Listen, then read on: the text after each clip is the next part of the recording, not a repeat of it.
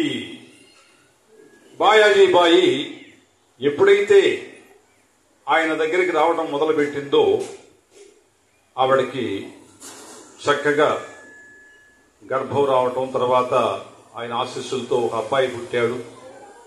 ఆ పిల్లవాడు 2-3 నెలలు చక్కగా పెంచింది ఇంటి దగ్గర. తర్వాత అప్పుడప్పుడు బాబా తీసుకొని చూపించేది, పక్కనే ఇల్లు కాబట్టి బాబా కూడా అప్పుడప్పుడు ఎత్తుకునేవాడు అల్లారు ముద్దుగా.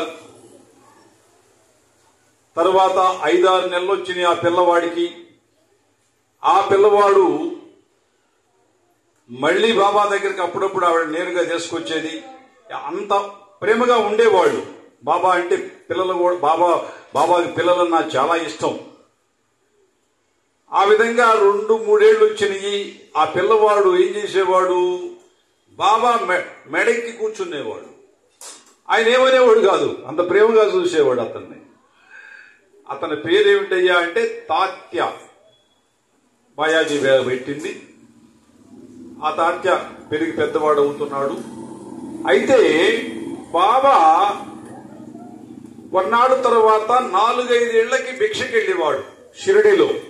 ఈ బాయాజీబాయి, లక్ష్మీబాయి షిందే, పక్కన శ్యామ, మహల్సాపతి 4-5 ఇళ్ళు ఉంటే రోజు వాళ్ళ ఇంటికి వెళ్ళి భిక్ష తీసుకొచ్చేవాడు. ఇంకెక్కడికి వెళ్లేవాడు కాదు. అయితే అప్పుడప్పుడు ఆయన బయట ఊళ్ళకి వెళ్లేవాడు. జట్కా బండెక్కి, టాంగా బండెక్కి, గుర్రపు బండి, ఒక 3-4 కిలోమీటర్లు. ఏదన్నా దగ్గరలో ఊరుంటే అటొక ఊరు ఉంది, ఇటొక ఊరు ఉంది, ఆ ఊళ్ళకి వెళ్లేవాడు. అక్కడ సాయంత్రం దాకా ఏదో వాళ్ళతో మాట్లాడి వాళ్ళ సమస్యల పరిష్కారం చేసి వస్తూ ఉండేవాడు.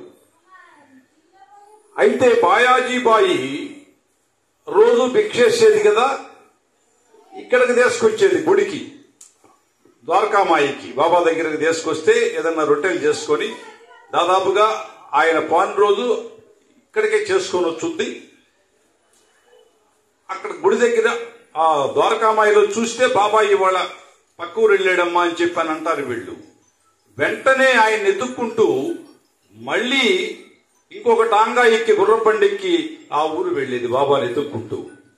ఆ ఊళ్ళో ఎతికేది, ఎక్కడున్నాడు బాబా, ఎక్కడున్నాడు అని చెప్పని వెతికి ఎక్కడుంటే అక్కడికి వెళ్లి మధ్యాహ్నం సమయానికి కరెక్ట్ గా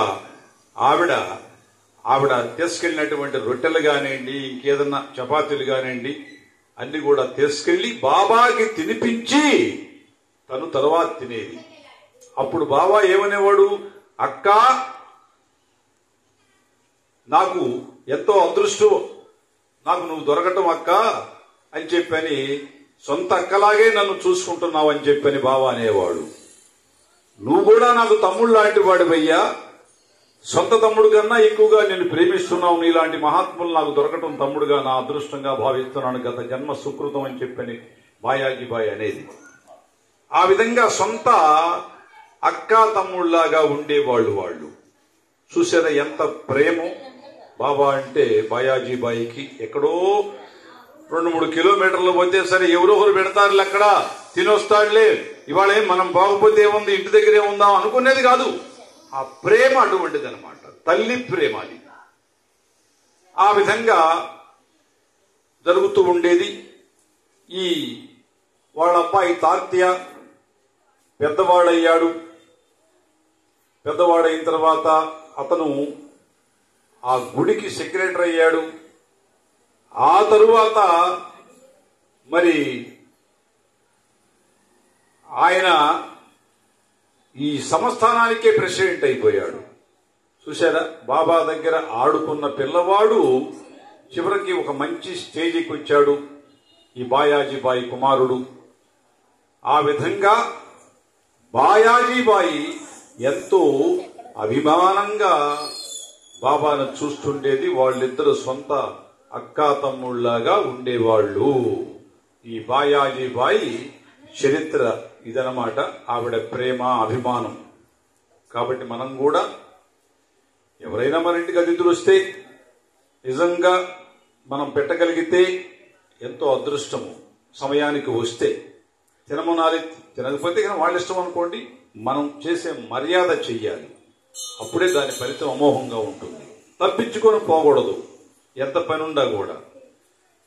దానివల్లే మనకి అన్నీ కలిసి వస్తాయి. ఆరోగ్యం కానివ్వండి, ఆర్థికంగా కానివ్వండి, ఊహించినటువంటి ప్రతిఫలం కలుగుతుంది. ఇది బాయాజీ బాయ్ యొక్క చరిత్ర. ఆపేసి